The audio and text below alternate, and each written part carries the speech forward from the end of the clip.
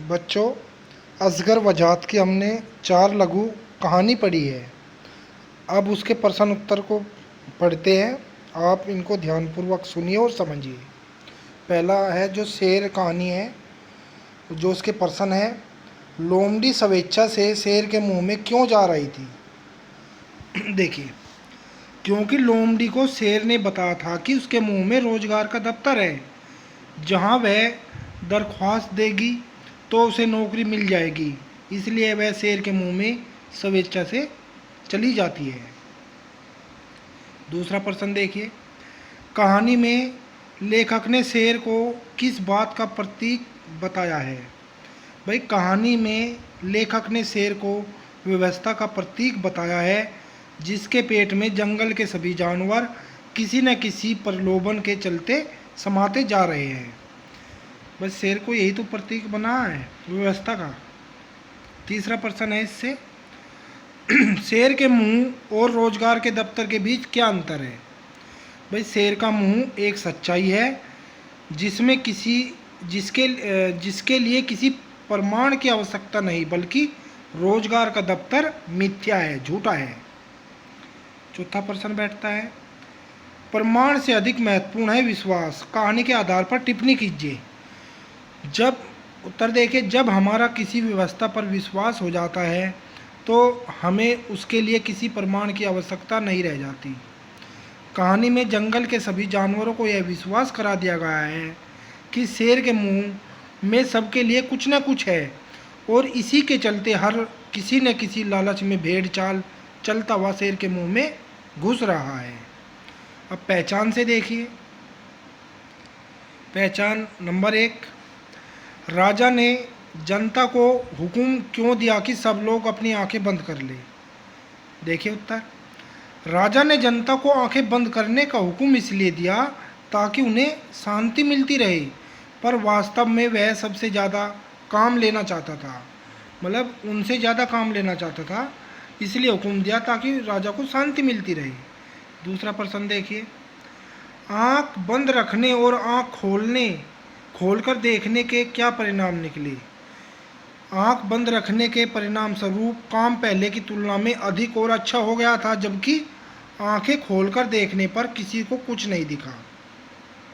तीसरा प्रश्न देखिए, राजा ने कौन कौन से हुक्म निकाले, सूची बनाइए और इसके निहितार्थ लिखिए। सबसे पहले क्या हुक्म निकाला था राजा ने? पहचान में राजा ने हुक्म निकाला कि लोग आंखें बंद रखें, कानों में पिंगला शीशा डलवा ले ताकि सुन न सके, और फिर हुक्म निकला कि लोग होठ सिलवा ले।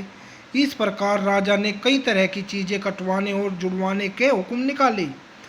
यहाँ राजा को बहरी, गूंगी और अंधी प्रजा पसंद है, जो बिना कुछ बोले और बिना कुछ सुने और बिना कुछ देखे उसकी आज्ञा का पालन करती रहे, और विकास के बहाने वह उत्पादन के सभी साधनों पर अपनी पकड़ मजबूत कर ले। चौथा देखिए, जनता राज्य की स्थिति की ओर से आंखें बंद कर ले और उसका राज्य पर क्या प्रभाव पड़ेगा, स्पष्ट कीजिए। देखिए, यदि जनता राज्य की स्थिति की ओर से आंखें बंद कर ले तो छद्म प्रगति और विकास के बहाने उत्पादन के सभी साधनों पर सत्ता या शासक की पकड़ मजबूत होती जाएगी, तथा लोगों का जीवन सुखमय होने के बजाय शासकों का जीवन स्वर्गमय बन जाएगा। इससे जनता में एकजुटता नहीं हो पाएगी और वह हमेशा भुलावे में रहकर छली जाती रहेगी। पांचवा प्रश्न देखिए, खेराती रामू और छिद्दू ने जब आंखें खोली तो उनके सामने राजा ही क्यों दिखाई दिया? देखिए, खेराती रामू और छिद्दू को आंखें खोलने पर केवल राजा ही इसलिए दिखता है क्योंकि उसी का जीवन सुखमय और स्वर्गमय था। उन्हें आंखें बंद करने का हुक्म देते समय बताया गया था कि उन्हें शांति मिलेगी और राज्य में सुख समृद्धि होगी, और अब राजा के अलावा कोई सुखी नहीं था, इसलिए उन्हें केवल राजा ही दिखा। 4 हाथ में देखिए, मजदूरों को 4 हाथ देने के लिए मिल मालिक ने क्या किया और इसका क्या परिणाम निकला? देखिए, मजदूरों को 4 हाथ देने के लिए मिल मालिक ने पहले वैज्ञानिकों को नौकरी दी, ताकि वे 4 हाथ बना सके। जब इस पर उन्हें सफलता नहीं मिली तो उनके कटे हाथ मंगवाकर मजदूरों में फिट करवाने चाहे, पर ऐसा भी नहीं हो पाया।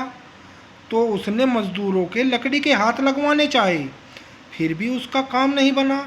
तो उसने लोहे के हाथ फिट करवा दिए, जिससे मजदूर मर गए।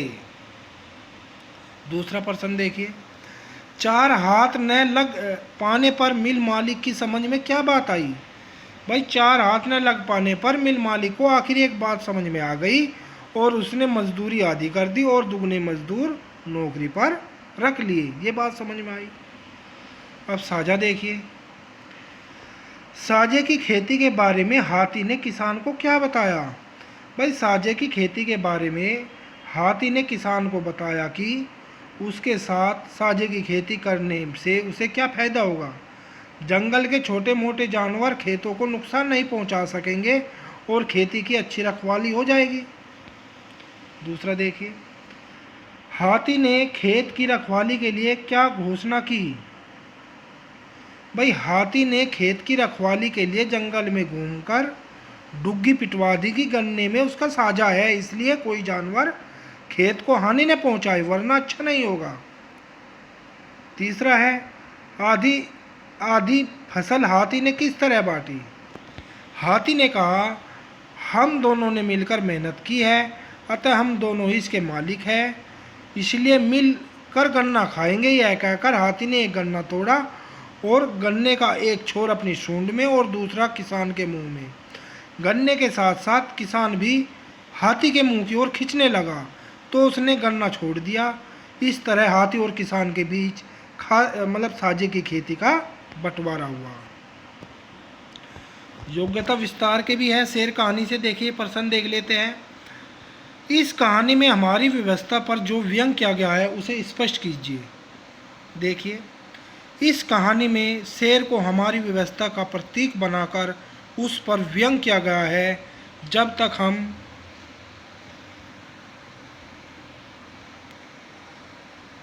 व्यवस्था के उल्टे सीधे नियम कायदों को लेकर लकीर के फकीर की तरह मानकर इसका पालन करते रहते हैं, तब तक व्यवस्था या सत्ता खामोश रहती है।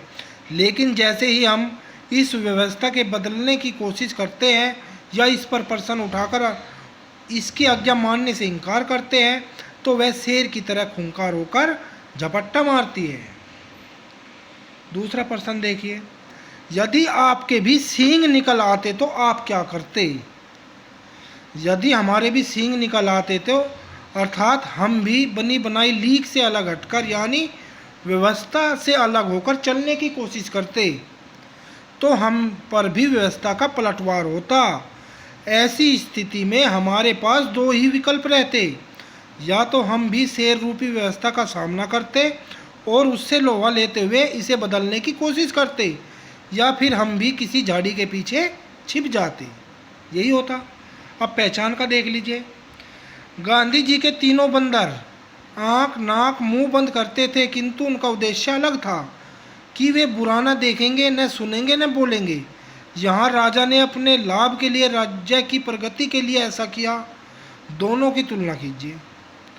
भाई गांधी जी के तीनों बंदर अच्छा देखने, बोलने और सुनने के लिए स्वतंत्र थे, परंतु यहाँ राजा ने केवल अपने फायदे के लिए जनता से आँख नाक का मुंह बंद रखने को कहा था। उसने अपने लाभ हेतु और भी चीज़ें जोड़ने तोड़ने का हुक्म दिए थे। वह चाहता था जनता गूंगी, अंधी और बहरी बनी उसकी गुलामी करती रही।